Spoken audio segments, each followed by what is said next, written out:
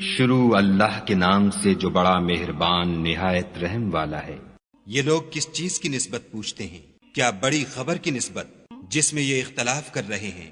دیکھو یہ انقریب جان لیں گے، پھر دیکھو یہ انقریب جان لیں گے۔ کیا ہم نے زمین کو بچھونا نہیں بنایا اور پہاڑوں کو اس کی میخیں نہیں ٹھہرایا؟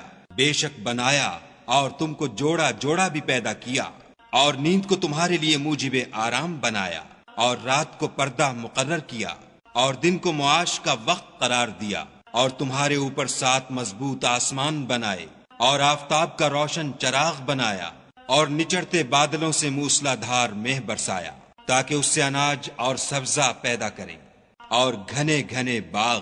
بے شک فیصلے کا دن مقرر ہے، جس دن سور پھونکا جائے گا تو تم لوگ غٹ کے غٹ موجود ہوگے، اور آسمان کھولا جائے گا تو اس میں دروازے ہو جائیں گے، اور پہاڑ چلائے جائیں گے تو وہ ریت ہو کر رہ جائیں گے۔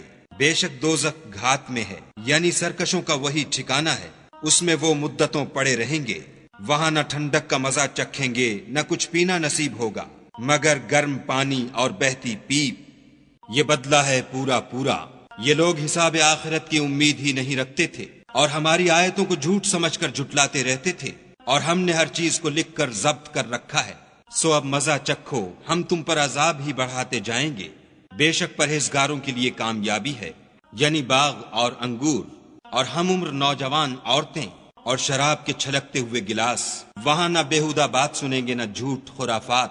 یہ تمہارے پروردگار کی طرف سے صلہ ہے، انعام متعین، وہ جو آسمانوں اور زمین اور جو ان دونوں میں ہے سب کا مالک ہے، بڑا مہربان، کسی کو اس سے بات کرنے کا یارہ نہ ہوگا۔ جس دن روح الامین اور فرشتے صف باندھ کر کھڑے ہوں گے تو کوئی بول نہ سکے گا مگر جس کو خدائے رحمان اجازت بخشے اور اس نے بات بھی درست کہی ہو۔ یہ دن برحق ہے، بس جو شخص چاہے اپنے پروردگار کے پاس ٹھکانہ بنا لے۔ ہم نے تم کو عذاب سے جو ان قریب آنے والا ہے آگاہ کر دیا ہے، جس دن ہر شخص ان اعمال کو جو اس نے آگے بھیجے ہوں گے دیکھ لے گا، اور کافر کہے گا کہ اے کاش میں مٹی ہوتا۔